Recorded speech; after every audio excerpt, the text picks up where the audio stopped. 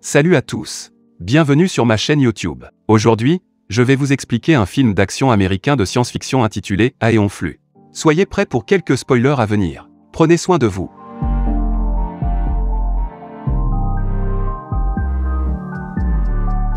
Un virus mortel a anéanti 99% de l'humanité en 2011. Une personne nommée Trevor Goldschmidt trouve un remède contre le virus et sauve 1% de la population humaine. Le 1% restant se compose de 5 millions de personnes survivantes qui vivent maintenant dans une ville appelée Brenia.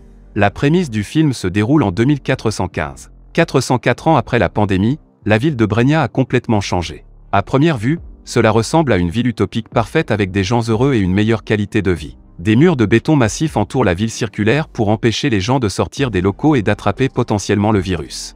Brenia est technologiquement avancée et possède un énorme objet semblable à un vaisseau spatial en lévitation au-dessus de la ville. Depuis 400 ans, la dynastie Goldschmidt règne sur la ville. Cependant, le gouvernement cache un secret à son peuple. Beaucoup de gens disparaissent mystérieusement et fréquemment, et personne ne sait pourquoi.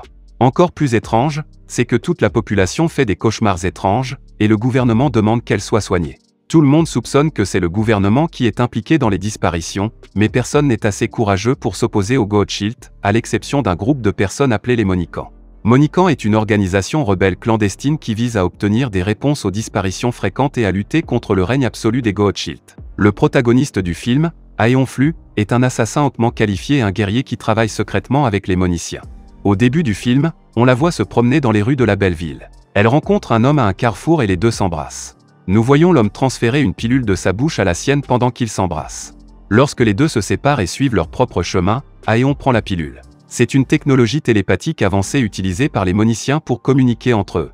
En prenant la pilule, Aeon est capable de parler au chef des Moniciens nommé Handler.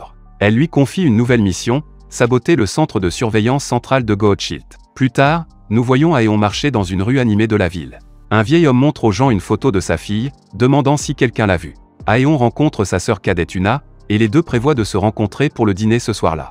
Après sa rencontre avec Una, elle se rend au siège des Goldschmidt et tue très rapidement les 3 gardes à l'extérieur. Elle va plus loin et bat également les autres gardes. Ils ne correspondent pas aux compétences de combat et d'espionnage d'Aeon. Elle saute à l'intérieur par le toit et voit la vie de chaque personne dans la ville observée grâce à une sorte de technologie. Aeon plante alors un insecte à l'endroit et termine sa mission avec succès. Cette nuit-là, Aeon se rend à l'appartement d'Una, mais sur son chemin, elle voit 2 hommes emporter son corps. Elle est choquée et se fige dans son élan. Certains gardes amènent les petits amis d'Una derrière elle. Il regarde Aeon et lui dit qu'Una n'était pas une Monicienne, suggérant qu'elle a été tuée pour avoir été mal comprise en tant que Monicienne. Aeon ne peut s'empêcher de penser à sa sœur la nuit, elle s'engage à se venger des personnes qui l'ont tuée. Un microphone intégré en permanence sur son oreille lui dit que Handler veut la voir. Elle utilise la technologie télépathique pour rencontrer le leader. Elle lui confie une nouvelle mission, la mission la plus importante qu'il ait jamais eue. Il s'agit de tuer l'homme qui a fait le remède et le président du règne de Goldschmidt, Trevor Goldschmidt. Aeon accepte la mission avec plaisir, car elle a la chance de tuer le meurtrier de sa sœur. Handler souffle son pollen d'une fleur et intègre Aeon avec le plan de la mission. Sitandra, l'ami d'Aeon et membre du Monican, l'aidera à traverser la frontière, ce qui est la première étape de la mission. Le lendemain, Aeon et Sitandra commencent le plan. Ils traversent les locaux restreints de la résidence des Goldschmidt et sont abattus par plusieurs armes plantées dans les arbres. Sitandra aide Aeon à passer à travers les pièges et la laisse terminer le reste de la mission seule, et l'attend dehors. À l'intérieur de la résidence massive, nous voyons Trevor Goldschmidt parler à son frère et à un co-membre de leur gouvernement, Oren Goldschmidt. Les deux parlent d'un système sur lequel leur monde travaille. Trevor essaie activement d'améliorer le dit système, car il nuit actuellement à la population, mais Oren est favorable au maintien du système actuel même s'il nuit à la population.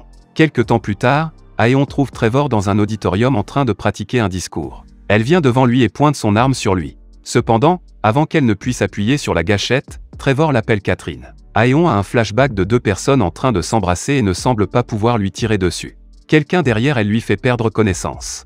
Lorsqu'elle ouvre les yeux, elle est dans une cellule. L'un des murs devient transparent, révélant Trevor debout de l'autre côté. Aeon lui demande de l'appeler Catherine plus tôt, mais Trevor ne lui dit pas pourquoi il l'a fait. Il prétend que c'est bon de la revoir et s'en va. Une partie sur le mur s'inverse, lui offrant de la nourriture et de l'eau. Mais Aeon soupçonne que l'eau est dopée en regardant à travers son microscope incrusté dans ses yeux. Elle en prend un échantillon avec elle. Elle fait alors appel à quelques billes qu'elle avait éparpillées dans tout l'établissement. Les billes explosent en créant une ouverture par laquelle Aeon s'enfuit. Ensuite, nous voyons Oren et d'autres membres du gouvernement, qui n'aiment pas l'idée de Trevor, parler de l'évasion d'Aeon. Oren les congédie tous mais rencontre plus tard la secrétaire de Trevor, Inari. Au fur et à mesure qu'ils parlent, nous apprenons qu'Oren est celui qui a manipulé les Moniciens pour qu'ils veuillent tuer Trevor. Il veut la mort de son frère et veut le faire discrètement, afin que sa mort ne lui revienne pas. Aeon va alors voir le petit ami d'Una, qui lui dit que le liquide qu'on lui a donné a un message qui lui sera dit quand elle le boira. Aeon boit alors le liquide et Trevor lui parle dans sa tête.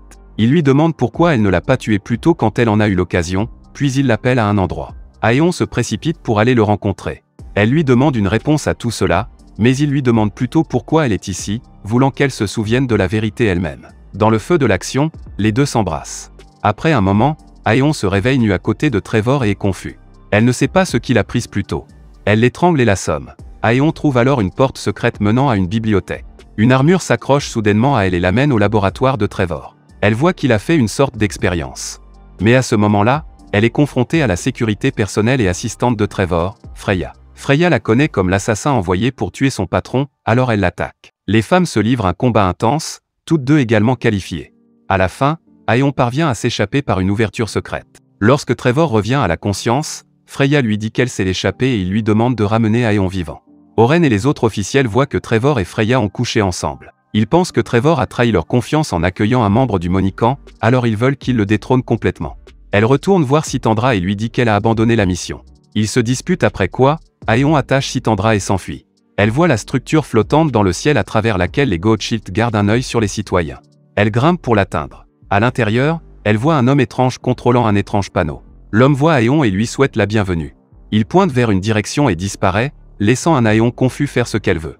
Elle se rend au panneau et se rend compte que l'appareil contient des informations sur tout le monde dans la ville, alors elle cherche le nom de sa sœur. Il s'avère qu'Una renaît sous le nom de Sacha Prio. Aeon est choquée, elle obtient son adresse et court voir sa sœur. Pendant ce temps, Sitandra informe Handler de la trahison d'Aeon. Handler affecte plus de membres des Moniciens pour éliminer Aeon. Trevor atteint l'objet volant et rencontre l'homme qui se trouve être le gardien du navire. Après avoir su qu'elle était allée voir sa sœur, Trevor y court aussi. Aeon tient sa petite sœur avec les larmes aux yeux lorsque Trevor arrive là-bas. Il lui révèle enfin la vérité sur Brenia. Lorsque le virus s'est propagé pour la première fois il y a 400 ans, Trevor et un groupe de scientifiques ont mis au point le remède et sauvé une partie du monde. Mais le remède a eu un effet secondaire terrible, il a rendu toutes les femmes stériles. Ainsi, les humains n'avaient qu'une génération à vivre. Cependant, Trevor les a sauvés lorsque son expérience de clonage a réussi. Il a cloné l'ADN de chaque personne vivante et leur a donné une renaissance. Chaque personne qui est née au cours des 400 dernières années est un clone de celles qui ont été guéries. C'est pourquoi les gens ont des rêves étranges, les rêves sont les souvenirs de leur vie passée. C'est aussi la raison, la population de l'endroit est restée 5 millions pendant tous ces siècles. Lorsqu'une personne meurt en ville, le gardien du navire recycle son ADN et l'attribue à quelqu'un d'autre. Les citoyens ne connaissent pas cela et pensent qu'ils ont une grossesse naturelle. Mais en réalité, le gardien du navire flottant trouve un couple convenable pour féconder et induire la femme avec une grossesse chimique. Lorsqu'elle visite le médecin pour voir si elles sont enceintes, l'embryon cloné est planté sur elle. De cette façon, elle donne naissance à un clone d'une personne récemment décédée. Au cours des 7 dernières générations, Trevor et Oren se sont clonés et ont enseigné à leur version plus jeune tout ce qu'ils doivent savoir. Puis Trevor dit également à Aeon que cette méthode n'est pas permanente et qu'il cherche un moyen de réinduire une grossesse naturelle depuis toutes ces années. Il s'avère qu'Una a été soumise à l'expérience de Trevor qui avait réussi à être enceinte naturellement, mais Oren l'a tuée parce qu'il voulait que le processus de clonage se poursuive pour toujours, afin qu'il puisse vivre éternellement. Il veut être immortel. Alors qu'Aeon regarde sa sœur, l'endroit est attaqué par les hommes d'Oren. Mais avec les compétences de combat d'Aeon, elle protège Trevor, et les deux parviennent à s'enfuir de l'endroit, tout en étant poursuivis par les hommes. Ils atteignent une gare et s'échappent en montant à bord d'un train, cependant, Trevor a été abattu. Aeon l'emmène rapidement dans un quartier calme à proximité et retire les balles de son corps. Elle enlève sa peau et la met sur la sienne, guérissant ses blessures. Trevor prétend ensuite qu'ils doivent se rendre dans son laboratoire pour récupérer ses dossiers sur l'expérience qu'il a réalisée sur Una, afin qu'il puisse à nouveau provoquer une grossesse naturelle. Aeon l'interroge sur leur relation et Trevor prétend qu'elle était Catherine, sa femme il y a 400 ans. Oren a dit à Trevor qu'elle était morte à cause du virus, mais son clone d'ADN était protégé. Aeon est plus que surpris mais ils n'ont pas beaucoup de temps pour discuter. Lorsque les deux atteignent son laboratoire, il voit Freya morte et tous ses rapports ont été brûlés. Trevor veut s'enfuir de la ville, mais Aeon insiste pour faire une dernière tâche avant de partir. Elle veut détruire le navire flottant car elle pense que le clonage joue avec la nature. Les humains sont censés mourir et elle ne veut plus que cela change. Mais avant qu'elle ne puisse abattre le navire, Oren et ses hommes encerclent les deux. Au même moment, Sitandra et son équipe de Monican grimpent sur un point culminant pour assassiner Aeon. Oren révèle alors à Trevor que de plus en plus de femmes ont commencé à tomber enceintes, non pas à cause de l'expérience de Trevor, mais parce qu'elles guérissaient des effets secondaires du remède. Alors, il les a tous tués, y compris Una. C'est pourquoi les citoyens disparaissent mystérieusement.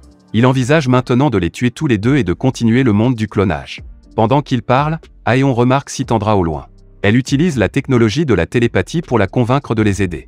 Sytandra et son groupe commencent à tirer sur les gardes pour sauver Trevor et Aeon. Pendant la fusillade, Oren est blessé. Le groupe de Sytandra parvient à tuer la plupart des gardes d'Oren. Cependant, un Oren blessé tire sur Sytandra et la laisse tomber de la hauteur, la tuant.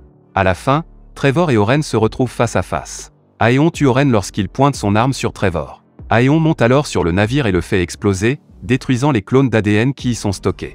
Le navire s'envole et atterrit brutalement sur le mur d'enceinte de la ville. Les gens voient le monde extérieur pour la première fois. Il semble fertile et plein de végétation, une terre qui peut être habitable. Le film se termine lorsque nous voyons un aperçu de la vie d'Aeon et Trevor il y a 400 ans. Abonnez-vous pour plus de vidéos comme celle-ci, activez les notifications et laissez un like pour aider la chaîne. Merci d'avoir regardé.